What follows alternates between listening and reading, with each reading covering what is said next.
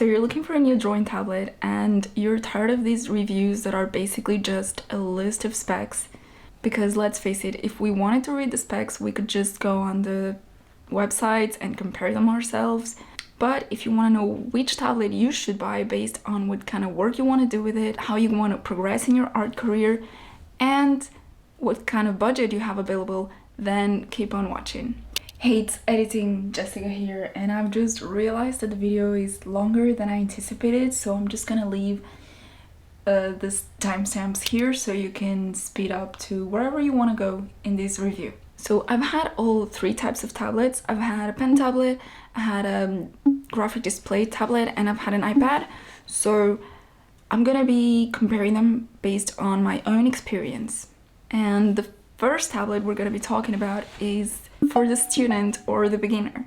If you're just starting out with digital art and you're in a budget, then pen tablets are the way to go for you. This was my first drawing tablet ever and I loved it so much. These are basically the type of tablets that you can plug into your computer, but you can't really draw on the screen. So you draw on the tablet, but you need to look at the screen while you do it. So at the beginning, it does need a bit of hand-eye coordination, but I promise you, it's really easy to get used to it. So for the pros of these tablets, if you're just starting out and you don't really want to make a huge investment, or if you're in high school or college and you want to follow a course like illustration, 3D modeling, or even animation, these are a great spot to start because they can be really cheap. They can go from around $20–50 and some can even cost a few hundred. But if you're really tight for money, you can buy these and you won't sacrifice quality.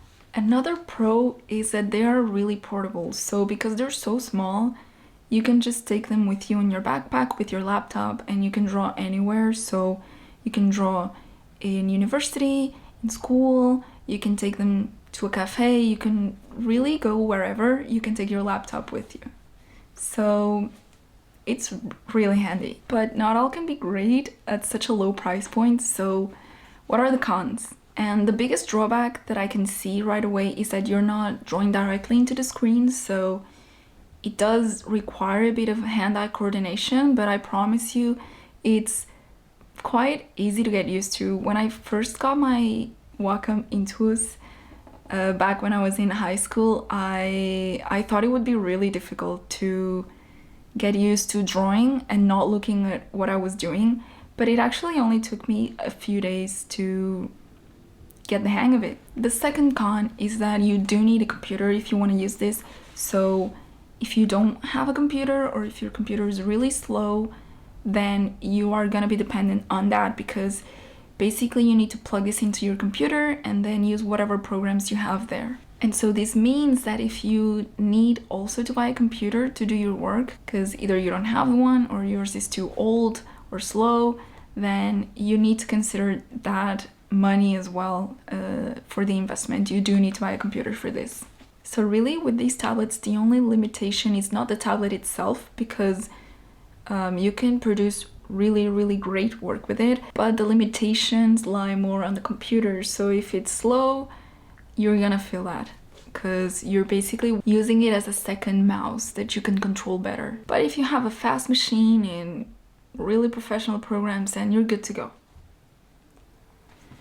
Next up, the Pro. This was my second drawing tablet ever, so I upgraded from my Wacom to a graphic display tablet, and it was such an upgrade. It was amazing because, like I mentioned, with the pen tablets, you're not looking directly where you're drawing, and with these ones you can draw on the screen, which honestly is such an upgrade, and you are really gonna feel the difference, especially if you're used to working on traditional media.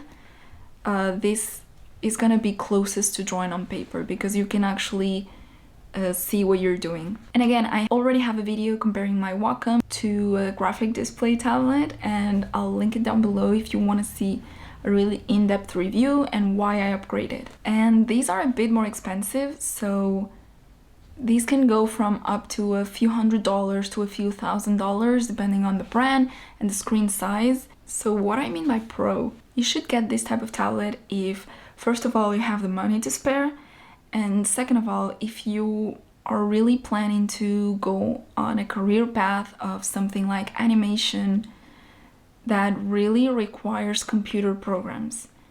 So like the pen tablet, you need to plug this one into a computer, and then you can basically see everything. You can see Photoshop, you can see After Effects, you know, any program that you have in your computer, you can see it on your tablet and you can actually draw on top of it. So that's amazing. And the fact that there are some tablets more expensive, it's because you can get screens really small, like 13 inches, but you can also get these huge tablets that go up to 32 inches or something like that. It's crazy. So if you're doing some type of work where you really need a big canvas, these are going to be ideal for you.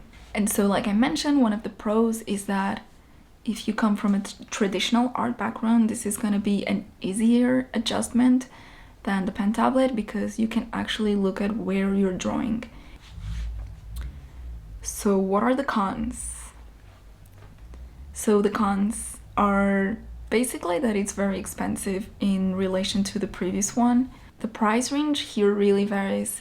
You can spend $300, $500, or you can spend $1,000 or $2,000. So that's a really big investment to make. And you should, if art is a hobby and you're in a budget, you shouldn't buy this one. You should buy the pen tablet. But if you are wanting to make an investment for your animation career or 3D modeling, then this is an awesome investment to make. Another con is that it's not as portable as the pen tablet because obviously these ones are larger, but you also need to plug them into a power source. So you're not only going to have it plugged to your computer, but to a socket on the wall.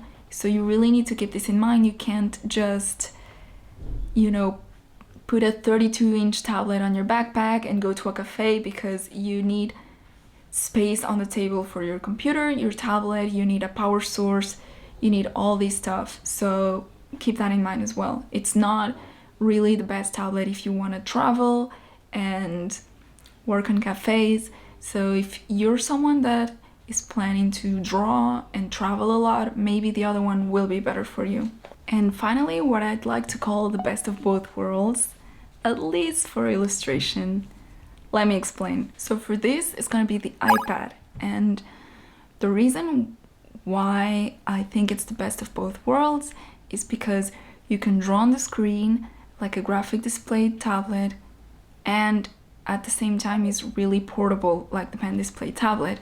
So if you can see, I have my iPad here and it's quite small and I can take it wherever I want with me.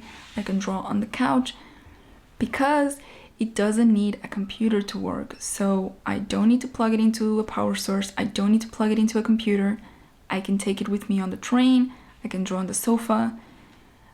I can draw in a cafe, and I can draw on the screen. So that's why I feel it's the best of both worlds. You get the portability and you get the amazing feeling of drawing on the screen. Another huge pro for me for the iPad is that it's really intuitive to use. So you can pinch to zoom, you can rotate it with your fingers, you can, depending on the program you're using, but if you're using an app like Procreate, you can tap with 2 fingers to undo, you can tap with 3 fingers to redo, and there's all of these gestures that just make it really, really intuitive to use, more so than using keyboard shortcuts like you would on the other 2 tablets. If you have an old slow computer like I did, the iPad is really, really fast. So actually for me, it was a huge upgrade. And finally, the price point.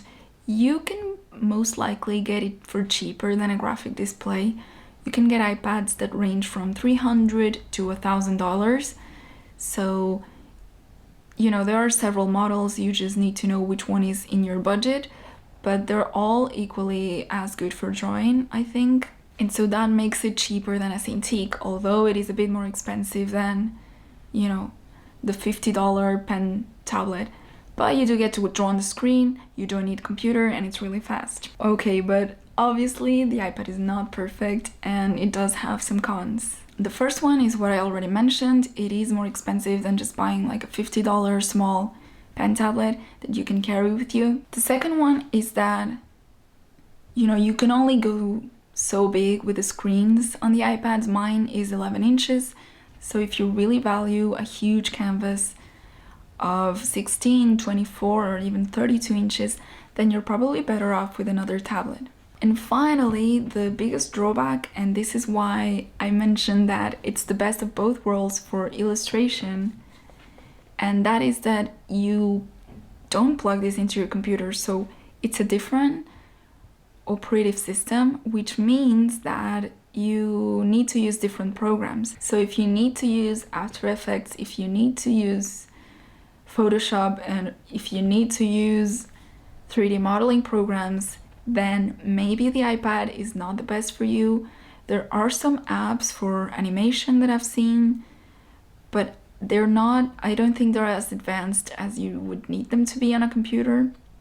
And for that reason, if you're really planning to follow a career in animation, then you should probably go with one of the tablets that you can plug into your computer. But if you're like me and you do only illustration, then the iPad is honestly more than you need. It's very fast. You have awesome apps like Procreate, you have free apps like Sketchbook, and if you already have the Adobe subscription, then you can get Photoshop, Illustrator, and Adobe Fresco, which I haven't tried yet, but it looks quite good. So in conclusion, if you are a student or a beginner and you're in a budget, then you will want to go with a cheap, small pen tablet. If you want to make an investment and you really need the programs of your computer, or you value really big canvases, then you're going to want to invest in a screen display tablet.